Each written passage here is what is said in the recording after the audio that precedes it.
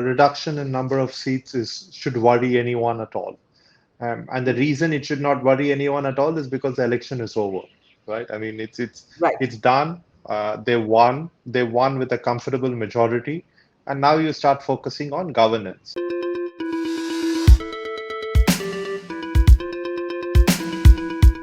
Now, no other chief minister in Uttar Pradesh has been able to return to power consecutively for a second term in the last 30 years or more.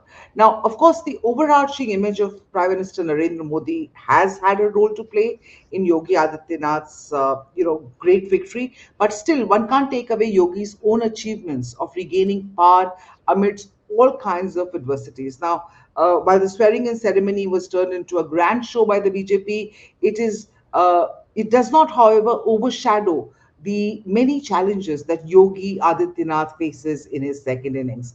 And I have with me our paper's editor-in-chief, Sukumar Ranganathan, to discuss what these challenges are in for Yogi Adityanath in his second innings. Sukumar, hi. The first challenge of Yogi, would perhaps be understanding the shrinking of seats from 2017. There are almost 57 seats less this time, even though the vote share has increased by 1.6%. Um, do you believe that will be the first challenge? Because unemployment and sort of the economic hardships that people are facing due to inflation, those are the key issues that perhaps he needs to look at first. See, I mean, I don't think this reduction in number of seats should worry anyone at all. And the reason it should not worry anyone at all is because the election is over, right? I mean, Right. it's done. They won. They won with a comfortable majority, and now you start focusing on governance. Hmm. And we all know what happened in the election. It's clearly the Samajwadi Party did exceptionally well. This is probably the maximum vote share that the party could have hoped to achieve, given its base and everything else. But the BJP did even better. The victory is clearly it's a combination of factors, with the two main factors, or the three main factors in Uttar Pradesh's case being the law and order platform, which the Chief Minister Yogi Adityanath made his own, the focus on welfareism, the kind of benefits that were given, including free grains through the pandemic, which again was a big talking point. And the third thing is, of course, Hindutva, the whole consolidation of the Hindu vote. So they are very comfortably in power, and I don't think it makes any sense for them or for anyone else to waste time worrying about why there was this reduction in seats. So I think the challenges that they face now are the longer term challenges of governance, and those are exceptionally significant. And let's look at them one by one. The first thing is, and again, when I say look at them from one by one, we will look at them in a political, through the political lens, because so let's start with law and order. You've said that law and order Okay. is improved, and by Yeah. all anecdotal accounts, it has. But now it's the equivalent of what I'd like to call a hygiene factor. You've achieved it, right? So you there's very little more you can talk about, right? So now you have to start looking at uh, what I call the aspirational factors, and this is about meeting the aspirations of a much younger population. UP and Bihar, the latest data is not available, but based on extrapolation, these two states have by far the youngest median age of population in the country. So you have a really young population in the early 20s, the very early 20s, and which is just come out of college or just finishing college or everything else, in case they go to college. Many don't, as we know from the enrollment ratios, Right. improving, but still among the lowest in the country for even for men. And you have to find jobs for them. So the big employment question remains. I know that a lot has been said and written about how unemployment was not a factor in this election, and I agree, it was not, because you could speak about welfareism, you could still speak about meeting those hygiene factors. But you can speak about that after 5 years. Can you speak about it after 10 years? Can you speak about it after 7 years? When True, people start true. looking for that bit more, because they start taking these for granted, which they should. Right? I mean, I think it's a travesty that 75 years after independence, we are still talking about the provision of basic things like Food sanitation grains. and Yeah, water, correct. yeah, and food. Food grains, of course, also because of COVID, but those are issues. So now you have to start looking at terms of jobs. Related challenge, which is the second challenge, and we do know that the government is very keen on this because they've spoken about this. An ad for this was reissued after the government was re-elected, which is the one on making Uttar Pradesh a $1 trillion economy. Huge challenge, huge challenge. Where we crunched the numbers and looked at the kind of growth rates that will need to be achieved if it has to be if this achievement has to be made in the next 5 years or so. But even if you're not aiming for 5 years and you're aiming for a more realistic kind of thing, it will involve a complete change in uh, the state's business topography. You will Right. have to become a state where significant manufacturing happens. And I know that some efforts on this front have happened because there's this defense corridor, for instance, that is being set up. But you will have to do more. You cannot ignore the knowledge based industries. But the knowledge based industries have typically shown a tendency to do two things. One, they like cheap real estate, so that way UP is reasonably well placed. But two, they also like to be closer to their catchment areas, which are typically high quality technical colleges, which where UP is definitely lacking at this point in time. You look at the southern states, you look at Maharashtra, they have a huge advantage in that, but this is not an insurmountable advantage. It's something that can be met. So you can't ignore the uh, knowledge thing, the knowledge-based industries. And three, as the law and order situation improves, and if you keep improving that, the state becomes a better place to live. It becomes a better place to work. Your service sector will automatically, right? As you keep attracting more people to come and set up businesses, more employment will be Right. created, more people move in, right? It becomes a sort of a virtuous cycle. And but all of this needs to be done. So employment, huge challenge. Third, social and developmental indicators. I know that there is a certain narrative about UP's handling of coronavirus disease and various things. I don't want to go down that road because I've written about it in the past. At the end of the day, once you remove all extraneous factors, you will find out that the disease all over the world has the same kind of metrics. All epidemics follow a certain mathematics that is universal. So for one particular region to stand up and wave its hand and say, see, I'm better off for X, Y, Z reason, uh, I would like really strong data to back that up. So I don't want to go down that road. But I really think that this is a state, like many other Indian states, it's not the only state, but which needs to focus on social and developmental indicators because by any measure, on social and developmental indicators, this is a state which is in the last quartile in this Last. country. So they Yeah. have to focus on that. You can only speak in terms of law and order and other things till a certain point, but you have to start addressing these issues. So these are the three big challenges. I mean, there are multiple sub challenges related to True, each one true. of these, but if they do this, I think the economy will definitely grow. I'm not. I think there is no way they are going to meet their own deadline for $1 trillion economy. But there's no reason why Uttar Pradesh, given its population, given its size, given its resources, cannot be $1 trillion economy at some point in time.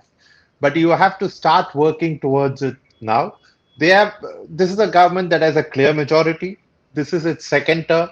Uh, I am quite happy to accept their argument that they spent the first term getting the basics in place, addressing the law and order situation, getting the infrastructure up to a certain level, building more highways, building more airports, all that. Great. Hmm. Accept it. Hmm. Well done. But now you need to start looking at second order challenges, which is where it's going to be difficult. But there's no reason why it can't be done. Absolutely. So those are the governance challenges which you've rightly pointed out. That those are but there are also these political challenges which probably now Yogi Adityanath needs to look at more because, as you pointed out when you started your answer, you talked about Samajwadi Party doing so well. Akhilesh Yadav, really, they've been able to raise their vote share to record levels in this election.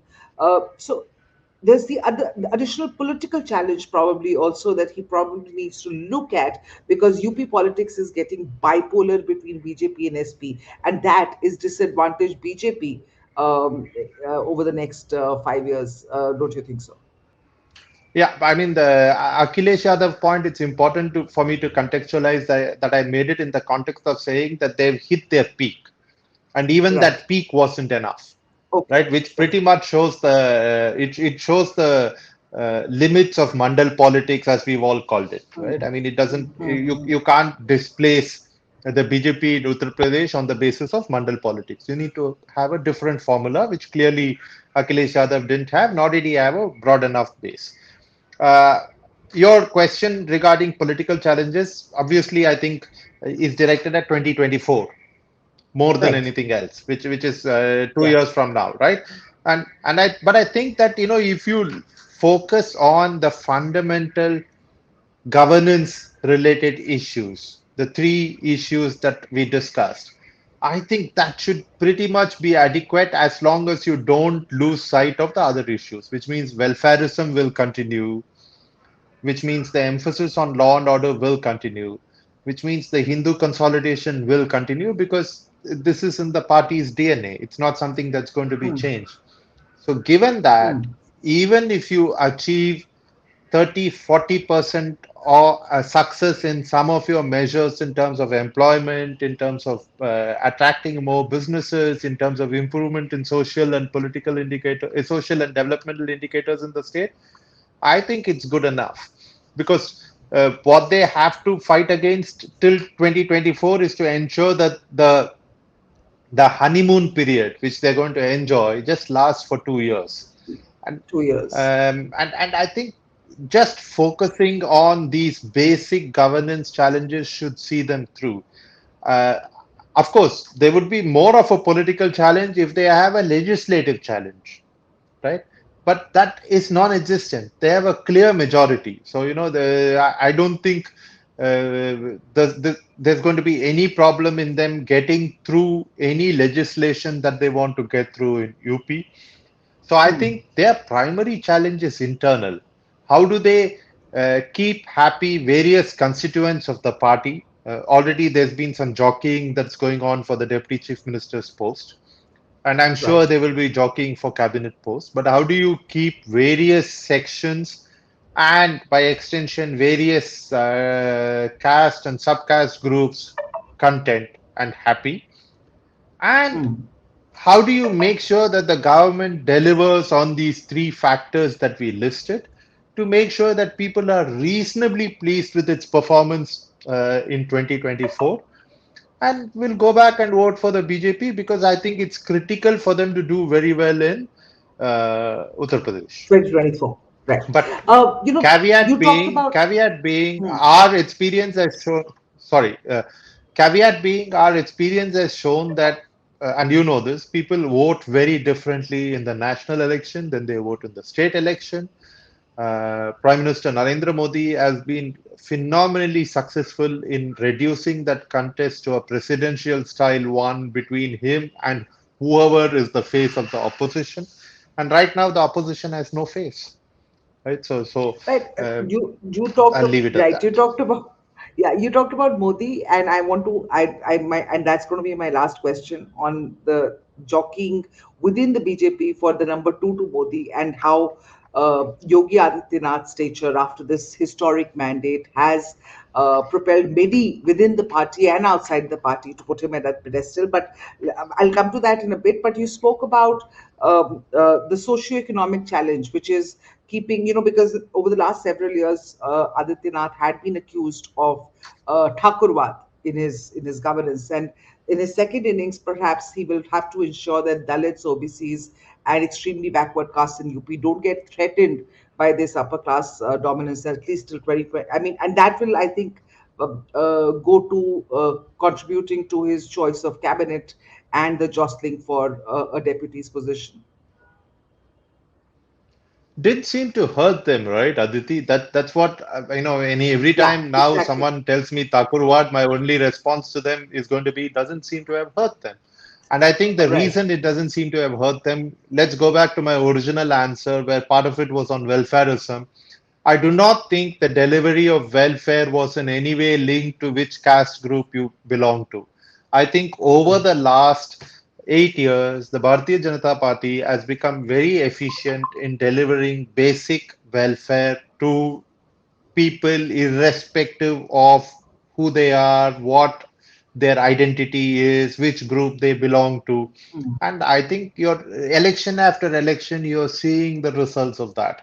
So sure, ahead of elections, you can have analysts who theorize about Thakurwad and everything else. But my only submission after the election is going to be, it doesn't seem to have hurt them. Right. So let's talk about this challenge, which many feel now that he's being talked about as number two to Modi in within the BJP power structure, within BJP. Do you believe that there is an image problem that he needs to resolve before being, compared as number two to Modi, or do you think that's a given now, given the historic mandate? See, I again, this is again, I think, much more of an analyst construct and an outside Yeah, construct rather than what is really happening. Um, Important for us to realize that by political terms, the prime minister is still a young man, right? So there is no question of who the leader is going to be in 2024 and who it is going to be perhaps even in 2029. Has this increased Yogi Adityanath's stature within the party? Of course it has. No hmm, doubt that it has. But all this talk of it propelling him to, some quarters I hear this talk of after Modi, it's Yogi and all that. I think that's exaggerating and overstating the case. He's won a great election. He's the chief minister of India's most populous state. He's the chief minister of the state that sends more people to parliament.